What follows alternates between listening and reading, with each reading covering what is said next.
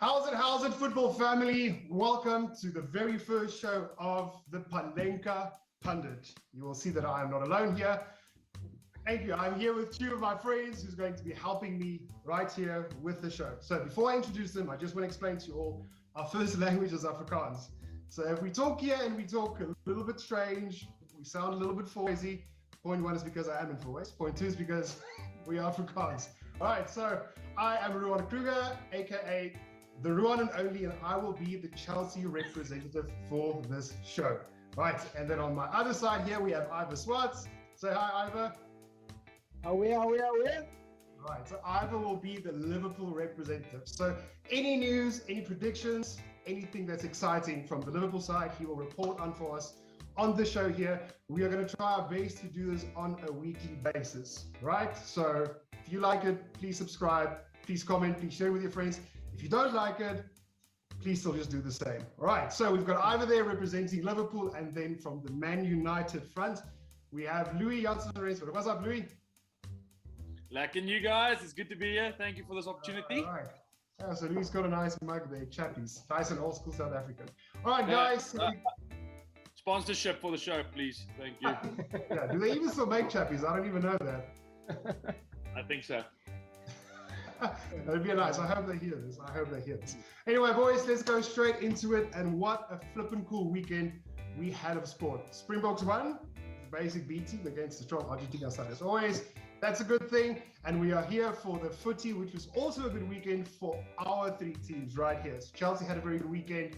Liverpool had a good weekend. Man United arguably probably had the best weekend, I would say. Yeah. Considering that Leeds United is a big rival. So on opening game day, that was a massive score. I know we can't always put too much emphasis on the first week because it's only the first week. Everyone's a little bit rusty, etc. But congratulations to Man United and to Liverpool and to Chelsea. All right, so Arsenal. I really want to start and talk about them. I want to make them the first topic here. And it might sound biased because I'm a Chelsea man and it's a London derby and a London rival. Well, not a derby, but a rival. But we were supposed to have a friend here who was supposed to report on Arsenal's behalf, but unfortunately he is on an airplane at this moment. He can't join the call. So we'll just have to quickly discuss it. In top four fashion, do you think Arsenal will make the top four? No, no. I'm going to start off. I'm going to say, you know what? Let's give credit to Brentford. 1947, the last time they were in the first division then. To get in front of a home crowd after COVID, play against Arsenal, which is arguably still traditionally one of the top six. It could have been anyone. It could have been Chelsea. It could have been Man U. It could have been Liverpool, City. Doesn't matter. They had everything on their side, euphoria. But Arsenal's problem at this stage is the recruitment process, and I don't think to get back to your question, I don't think top four is anywhere near the hopes that they can claim. If you look at the signings that City are busy with and have made already, Liverpool, Chelsea, Man U, there you go. That's your top four. There's no way that Arsenal can even come close. Yeah, that is true. Yeah, and that's there is the challenge that Arteta is facing is he needed to use this opportunity to bring in some solid back and strikers, and he didn't do it. And credit, like you said, to Brent, but they didn't play also at their best, but they had the most advantage to win the game. That is true. So I remember after the show, a lot of people said, "Well, listen here, Aubameyang didn't play. They didn't have their top strikers there. The attack wasn't on the best side." But you often feel like at a level like this, if you want to be, let's say, let's call it the big six for now, okay? Let's talk about the big six. If you want to be a big six team, you need to have a strong and a good enough bench so that's not always the go-to excuse. Now, I know this was the first week and we can't say that was an excuse, but also they did work on their defense because I know that was over the years something that they struggled with was the defensive part. They did get in Ben White, £15 million. Did any of you guys watch the game? Can you report on that? I watched some, and I mean, he had some moments of shine, but he wasn't. I mean, first game, all the pressure is on him, all the eyes on him to perform. That can also go to a man's head. But I didn't think he performed that well. He had some slippy moments during the game. And look, he's only 23, so there's a lot of growth that he can still come with. 23 years old. For a centre back in a team of that size, 50 million is a big price tag. I think it was probably arguably way too much. But yeah, if you go then to a guy like Varane, we'll talk about signings now. But if you go to a guy like Varane, costing way less, and he's got all the history on his side in terms of Champions League wins, etc. So. I don't know. Yeah, it was probably a good signing for them, but let's give him 37 more games to show himself in the season. Yeah, that's true. So we can't be too harsh on the first week on the Arsenal fans. So I was actually very hopeful because I'll take. I want to say I think the other problem that Arsenal is sitting with at this stage is possibly in the goalkeeper department. Look, Leno was injured for a long time last season. They had Martinez, they sold Martinez, and Martinez was one of the stars of Copa America. So that's true for Argentina, yeah. Maybe you guys spoke about striker and defense. Maybe that's somewhere that they need to look to strengthen. In the goalkeeping department. Is excellent. Again, it's the first game of the season. Let's not look too deep into it, but. I don't think top 4 hopes is something that they're working on now. You make a very good point there, Louis. And I'm only saying that because I can totally relate to it. What happened with Kepa, for instance, in our case. Came in, he did okay. And then at one point, we just were leaking goals left, right, and center. And it's always easy to say the defense part, but then you think to yourself, well, listen here, we just got a new goalkeeper. And maybe that wasn't a big signing. Nobody really knew who he was. And everything just changed from there. So keeper is a very, very valuable position to have there. It's always easy to just go straight to defense and say that's the defense. But I agree with you. That was one mistake that Arsenal did make. Was selling Martinez, and now Leonard. I don't think he had the greatest game. I watched the first half and a part of the second half, especially the second goal that they leaked was quite weird because you never let a ball bounce in your penalty area from a throw-in. Absolutely never. And in the cases like that, it's either the defender that's the closest to the post on the right-hand side, because that's where the ball got thrown into, or the keeper has to go and actually go and claim that ball there, and that didn't happen. But enough of us bullying the Arsenal people. Let's quickly talk about who we think is going to be the top 4. Give us our reasons for being top 4, and then give us the top 6. In other words, the other 2. Who's going to be 5th? Who's going to be 6th? I think I'll start, and I have a 100% good feeling about Chelsea taking the league this season, and it's an unbiased feeling. Unbiased. So I'll tell you my reasoning now. So for me, Thomas Tuchel, I really think is the real deal, and I don't think it's because we have the best squad necessarily. I think in terms of that, I still think Man City are right there. I mean, they are the team to beat at the moment. But just because there's a few managers in the league that has Pep's number, and one of them at this moment is Ole Gunnar Solskjaer from Man United. He does have Pep's number. When was the last time that Man City beat Man United? Man United did the double last season. Not in league, in cup games, yes. They've beaten us in the So I think got the number, and also Thomas Tuchel has his number. So that's obviously no disrespect against Pep. That's just a huge compliment to the other coaches. But I think just because I think Thomas T at the moment is the vibe. I really think he's the real deal. I think he's got a good atmosphere going there. We got Lukaku now. I don't know how you guys feel about Lukaku. I want to time out on that. What is your thinking? Like getting him and selling. They sold Abraham there. What do you think would happen there? Because I can't for the life of me think that anyone would still want Lukaku in the Premier League. I know. So I was hoping for Harry Kane. Like I think every other club was where he was linked to. I think he was linked to Man City. He was linked to Man United. He was linked to Chelsea also. But we know Daniel Levy's history. He does not want to sell absolutely anyone to Chelsea just because of the rivalry, and that's fine. But in my heart, I was hoping Harry Kane. And Harry Kane purely because Where in the world do you find someone who's in a team that's seventh? They finished seventh in the league, right? And he had the most assists and he had the most goal scorers, right? So for me, he is an absolute proven Premier League player. That's the difference between a proven Premier League goal scorer or a goal scorer. So that's what I'm scared about, what I'm worried about from Big Rom, from Lukaku, because he can score goals. He showed it with Inter, but coming to the Premier League, it is different, and there is a difference. Agreed. So he was in fine form with Everton. He was in excellent form with United. United played a different style of football then. Different manager. So I don't think it was his time at United. I think he's a great signing. I think it's way too expensive that they've paid at this stage for him, because as you said, yes, his history of goal scoring is excellent, but a Premier League goal scorer and Italian league goal scorer is not the same goal scorer. Not the same. So yeah, let's give him his time. He hasn't played yet. Let's give him the opportunity. He's probably going to score, let's call it 15 to 20 goals, and that's going to be enough for Chelsea. It's going to be more than. That's too generous.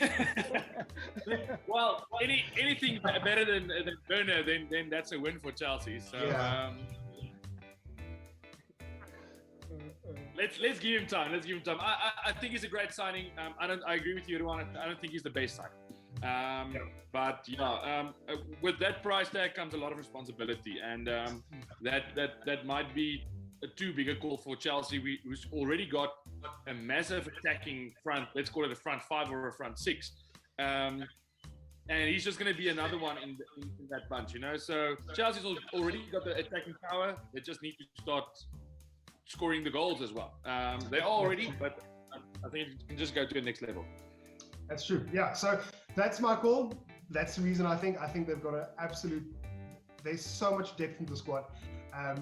Depth just means there's a lot of players there, but what they really lacked was an experienced player up front. I mean, the youngest player I think is Timo Werner, who's 24, 25 now, and then Hakim Ziyech, who barely plays. Apart from that, everyone is 20, 22, 23 years or younger. I mean, Abraham, Mount, Pulisic, Hudson-Odoi. Oh, there's so many players. I don't know where to start.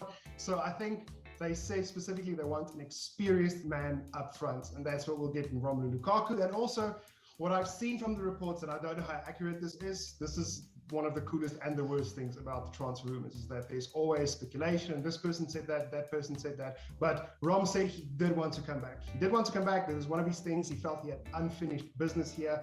And, as a Chelsea supporter, I can tell you it is quite excruciating at times seeing guys like Kevin De Bruyne, Mohamed Salah, Lukaku go away, and you're like, they got let loose. And that's just because at that time, whoever was the manager, whoever was in charge of the team, did not fancy them in the playing style. So let's hope it'll work out for my sake. Here's a question for you, Ruan. So I spoke to someone about this yesterday. So for Abramovich, it's quick turnaround, quick win.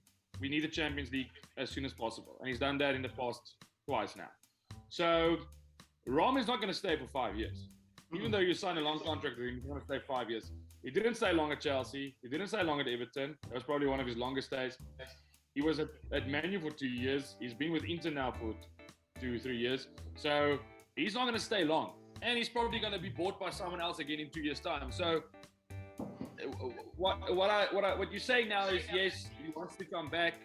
But also, you don't know how long you're going to have him. And that we can speak about loyalty. It's still business. It's somebody's job. They're getting paid a salary, but you want guys from your academy. You want the young guys that can stay for 5 to 10 years, and he's not going to be one of those guys. He was with Man U. He was at Everton. He was at Chelsea. He's already been to 3 Premier League teams. That's not a loyal player, but he's going to get the big bucks. He's going to score the big goals. So maybe loyalty doesn't really matter in this sense. Yeah, you're right. No, you're all right. So look, it's a two-way thing for me. This can go horribly wrong, or it can go amazing. So I'm hoping for amazing. And on the Timo Werner comment that you said is that, so he plays his best alongside with someone. So at the end of the season, when he played alongside Kai Havertz, it was more advanced, everything looked a little bit better. So that was the big thinking, was just not for Big Rom, just him alone to come in and get the goals. Someone else needs to chip in alongside with it, because you know who our top goal scorer was last season in the Premier League? Jorginho, You told me. 7 goals. Oh yeah. Jorginho, 7 goals. So that's a 7 big goals. problem. It's ridiculous. So that's a big problem. Hopefully we can fix that. But why I think we're going to take this league is purely because of the depth of the squad, the amount of people there is to use for that. And then Rom, obviously, it is a big addition. Let's hope it works out for our part. And then second, I have City. So City is going to be my second place. Jack Grealish is a good signing. I feel pain in my heart now. I thought you were going to say Liverpool. No, okay.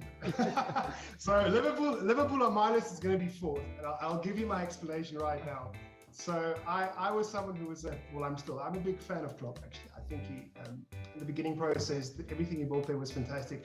But last season, you could kind of see he lost his cool a little bit in some interviews and stuff. Something got weird. There was weird excuses being used there.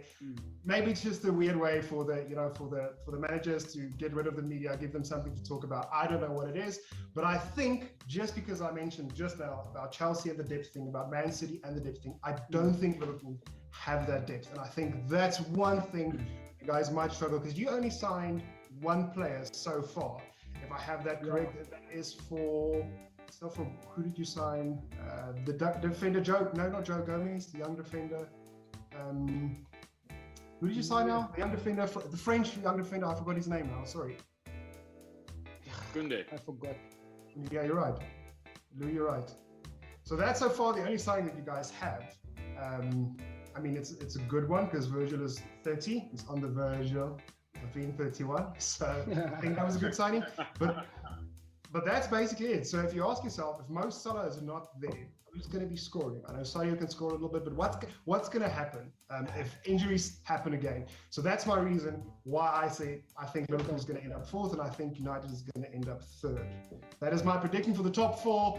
Then after that, I'm just quickly going to give my 5 or 6. I think Arsenal's going to be there because they've got no European football happening, no European games. I think it's going to be a good thing. It's only one season. So I think they might take number 6. I would rather give Arsenal the benefit of the doubt over Tottenham at the moment.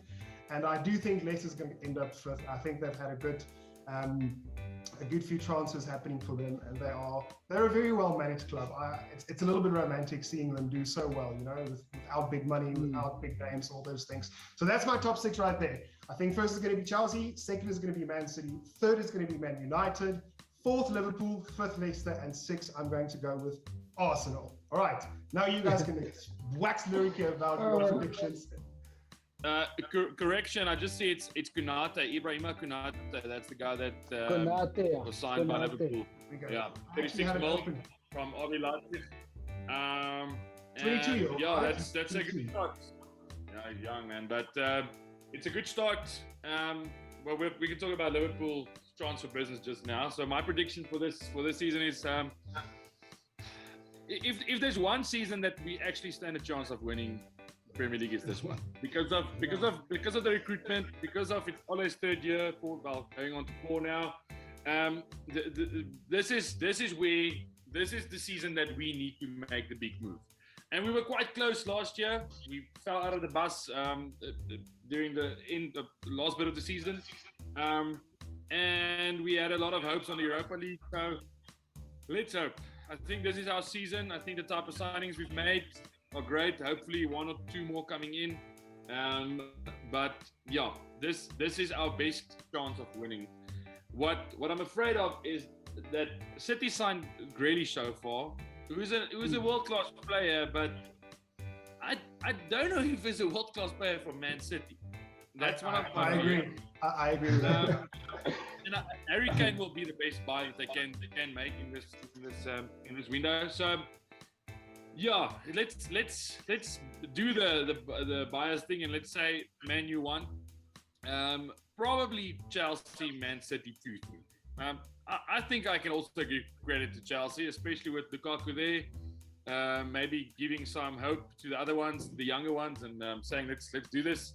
Let's call them 2, City 3. I don't know about Liverpool, really. Liverpool is a mystery to me this season. They weren't excellent last year. They haven't made excellent signings. Tottenham, on the other hand, I think Tottenham and Arsenal's time is up. I think they're going to have to make big moves in the next couple of years especially to keep guys. I read this morning they're thinking of playing Son up front, and he's going to become the main striker. So there's not even real talk about bringing somebody world class in. So yeah, I think I'll go with Leicester 4. Probably then Liverpool 5 and Tottenham and Lucky 6. That's my. Okay, that's it. Ivor, defend yourself, dude. Defend yourself. Good, let's go. No, you guys have opened my eyes now to a lot of possibilities, because you only see what you want to see. You only see what, until you are shown there's some other flaws in your theory. So biased. I'm not going to even say unbiased. Biased opinion. I thought, Liverpool. If I look at, we're probably going to talk about yesterday's games. But when I look at the game, it was classic Liverpool, classic Klopp. Just the way they were pressing, long balls from VVD over, making plays, commanding the defense. It looked good for the first game. I felt like, okay, this is the Liverpool team that we've all gotten behind. Tsimikas was struggling a bit, but everyone's saying, give the man a chance. He had some dicey moments. He's not Andy Roberts. Andy Roberts also started shaky. So biased opinion would be with Liverpool. I think Salah proven himself. Five league games, starting week goals. In a row. Jota coming through strong. You could see he was a bit upset when he had to leave, because I think he still had a lot in him. But well done on taking one goal scorer off, bringing on Bobby, scoring a goal. So I think there's something in it, just based on bias, my bias support. But if I were to be completely neutral in this, my money is also on Chelsea. I think the way that Chelsea played yesterday, it was not merely, it was just for me just a glimpse of what they can still do in this season. What was that youngster who scored that goal? Chalobah. Yeah, just there you could see, it was so there's all of the front players except for Timo. I don't know when he's gonna come through. So at some point you're probably gonna have to make a call on how to, or will he last or whatever. But I think if you ask me, unbiased opinion, it would be Chelsea to take it. Liverpool still being there 2 or 3. I think Liverpool 2, United 3, but I was scared of yesterday. Yesterday's game showed me that I tweeted, I must say, United was on fire in yesterday's game. So I think top 3 would be Chelsea, Liverpool, then United. And I don't know I don't know about Grealish that much. So I don't know if it's going to add value or actually going to just based on his play and Kevin De Bruyne being there in the middle as well. I don't know if he's gonna last and add that much value to their play, or if he's gonna change their dynamic of play to the point where it doesn't look like a City game. Arsenal is out for me. I said Leicester on 5th, and then Tottenham on 6th for me. So on the Tottenham topic, I just want to hear this actually. So if Harry Kane leaves Tottenham, do you still think they'll make top 6? No, that's a no. That's a no. If they make a world-class signing to replace him, let's say they get 150. I know that's the rumors, 125, 150, somewhere around there. Let's say they get that money for him. They can make 2 to 3 proper signings with that money. So Rom was actually the type of guy that then had to replace him, So Lukaku would have been a brilliant replacement for Tottenham. I think he would have scored the most goals in a team like Tottenham. But I don't know. I agree with Ivor. I don't think if he leaves, you only have Son as, let's call it, a legendary status world-class player, And I don't think. And Levy is great. Levy is great with. Listen, they had problems with recruitment in the past. He's got guys who assist him. He's built a hurricane. So maybe they can do the same again, but not this year.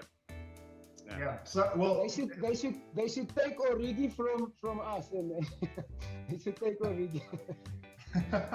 Not a bad signing. That might work. So for me, it's just I have this feeling that if they don't sell Kane or they don't get big name players in, even if they don't sell Kane. So let's say Kane is there, it's just Kane and Son. Højbjerg's a very good player, but if they don't bring anyone extra in, right? I just think that Tottenham have the potential to be the new Arsenal. That's how I feel at this moment.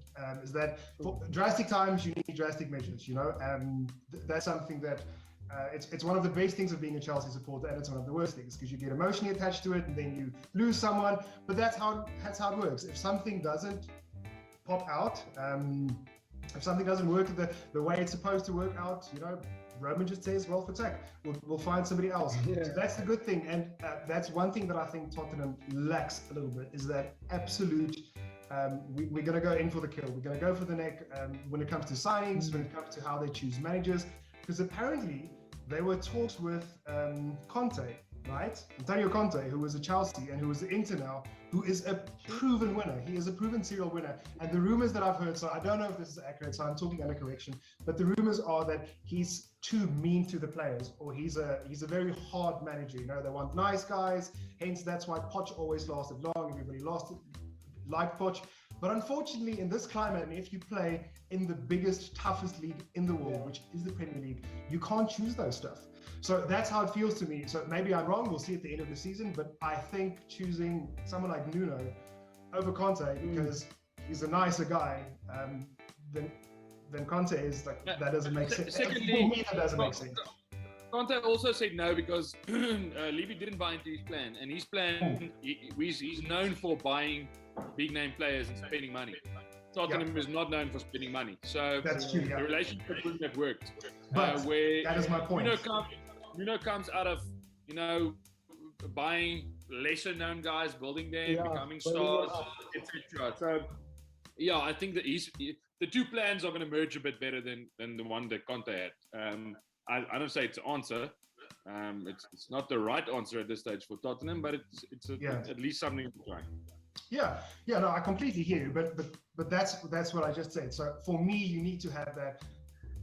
If you want to play Championship League football, if you want to play that, you have to be a little bit more ruthless. You have to go out and buy, even though they're not known as a spending club. So if you don't go and spend, at least go get a proper manager.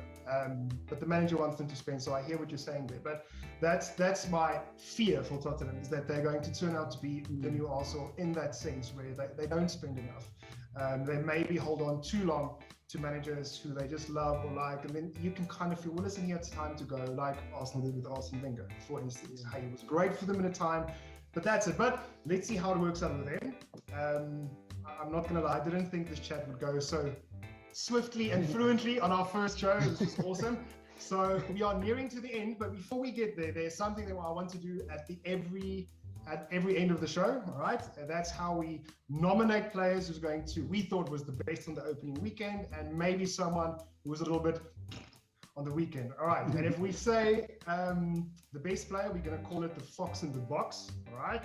So I had a nomination for Fox in the Box from my side, and that was Trevoh Chalobah, who scored that goal for Chelsea. Amazing, 25 yards out. I was like, this is going to be the one. Yeah. And then reality struck, and I had to be unbiased about this one because Man United did have two very good players. Bruno Fernandes got a hat-trick and Paul Pogba got 4 assists, which is mental if you consider all the talk that's been going around with Paul Pogba. Does he fit into the team? But Man United have a more attacking style now, which seems to suit him better.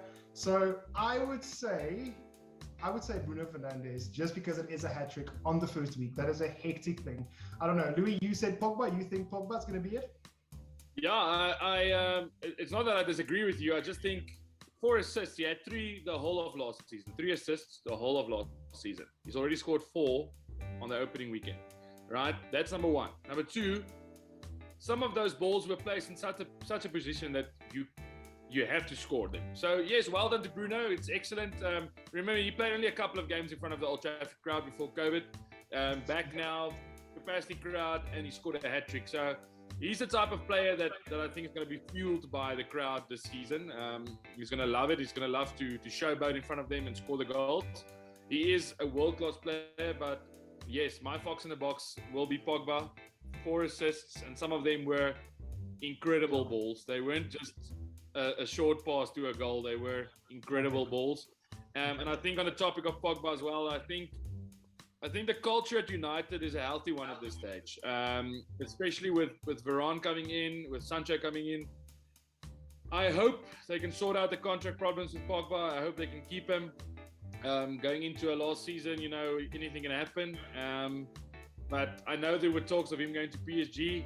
To play in that team must be a dream. But yeah, jeez, guys, what a transfer window. We'll get to that now. Sorry, but yeah. So yeah, he's my fox, and I was glad what he did. And if that's anything to go by for the rest of the season, we know Pogba.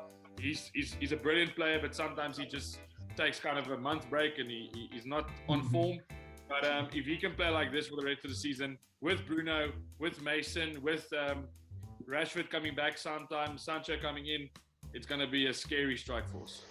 Yeah. My fox in the box is also Pogba, just because of that assist for Greenwood. That assist was probably for me the best one in the all of the games yesterday. So definitely Pogba as well. All right, so Reed, our week 1, episode 1, Fox in the Box is Paul Pogba. All right, so we've got that now. The next topic is the hospital baller. So this is the player who maybe did not have the best game, maybe played a big role in his team not winning the game.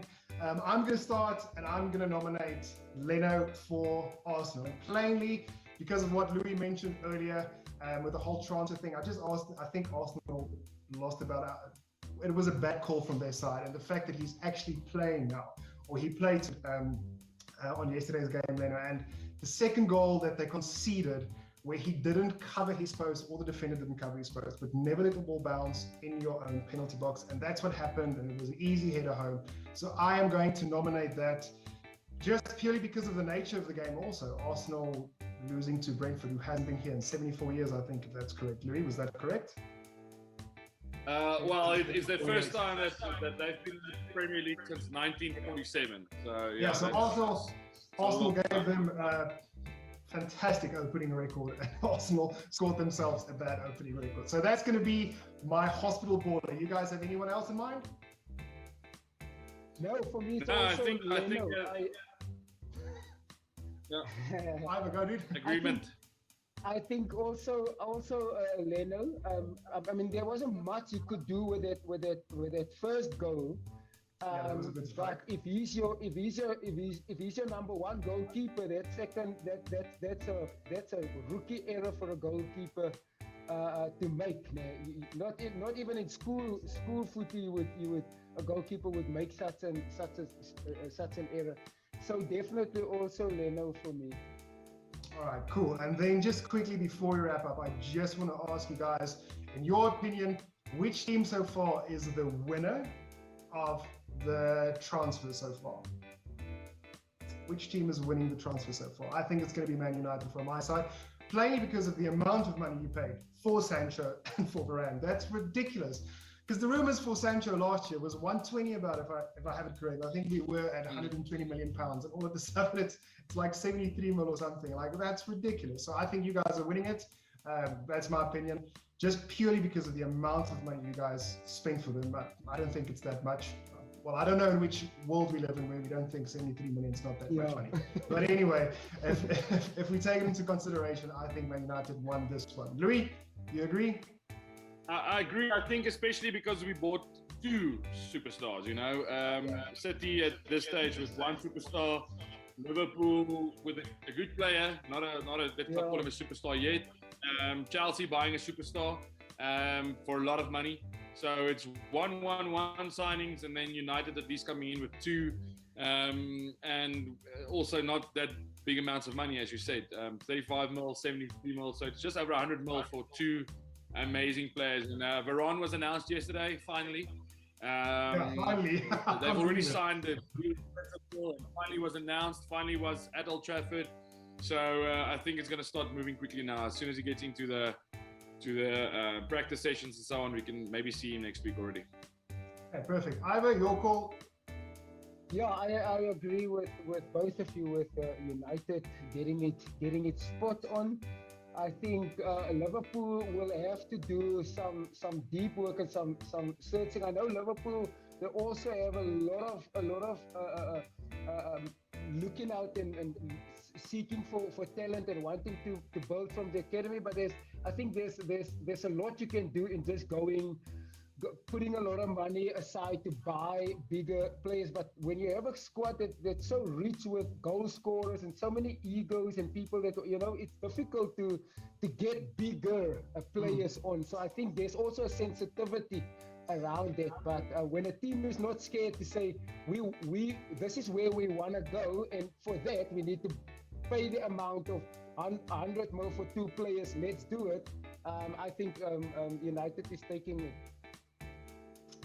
Definitely. And from a loser side perspective, this is going to be a very unpopular opinion, but I'm going to say it is Man City, and purely because I don't think £100 million for Jack Grealish makes that difference. And it's just because what we mentioned it earlier before we started the recording, is that £100 million is amazing, but like it's that English pressure. It's an English player, so you add that. He's the most expensive player in English football at the moment. Yeah, it's ridiculous. That's a lot of money. So he's a good player, but I just don't think it's that amount worth. Are you going to get that? So that's my losing side of the transfer so far. But that does not mean that Man City have a bad team at the moment. It's just like you mentioned earlier, Louis, is the £100 million worth for Man City? Given that start there. So that's my opinion. I don't think if we can put Arsenal in this chat, we probably can. We probably can put Tottenham there. But I'm gonna say Man City on this case. I just maybe think 100 million is a little bit too much, and that's why I think they are the losers of this round so far. Ivor? I think they were. There was a lot of pressure on Grealish during the Euros, and every time he came on the field or whatever, people went mad. And I think there's something that they want that as well. So I think he's gonna bring a surprise element, but I don't think I'm just wondering how will he change the dynamic of the entire squad and the City vibe. So I don't know. I would go for Tottenham on the losing front, purely because they don't do anything. They're not doing at least going 100 mil on one player that could have been a 50 or 40 mil. It's putting the eggs in one basket, but not putting any eggs anywhere.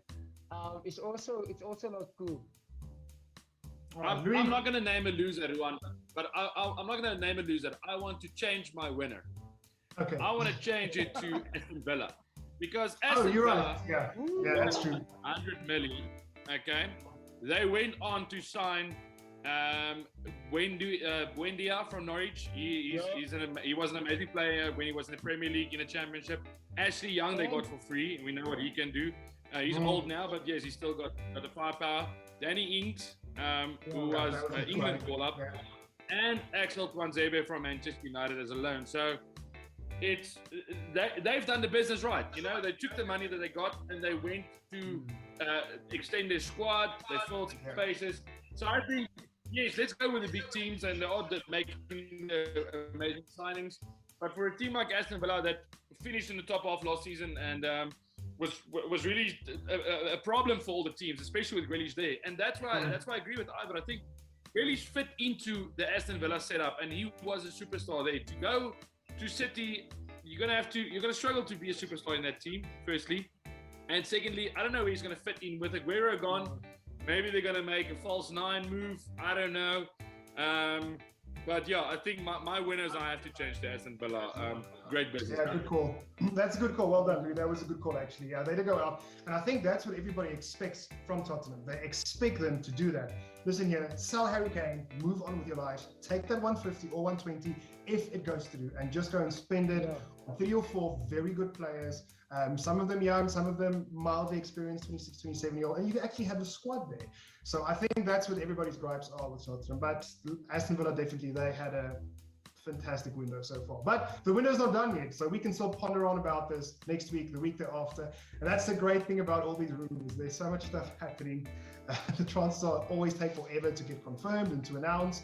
But yeah, so we've got our winners and losers so far for our first week of the show. Thank you guys for watching. If you agree with us, please comment down.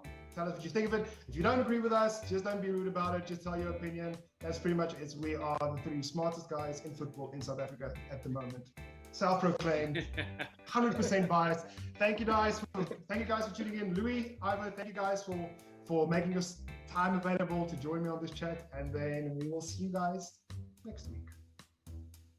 Cheers. One thing I wanted to mention. So there's one thing I always want to say after the show.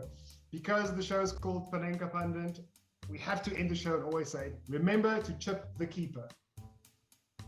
Chip the keeper. Okay. That's it. All right, guys. Remember the Hope you have a good week. And remember to chip the keeper. Bye.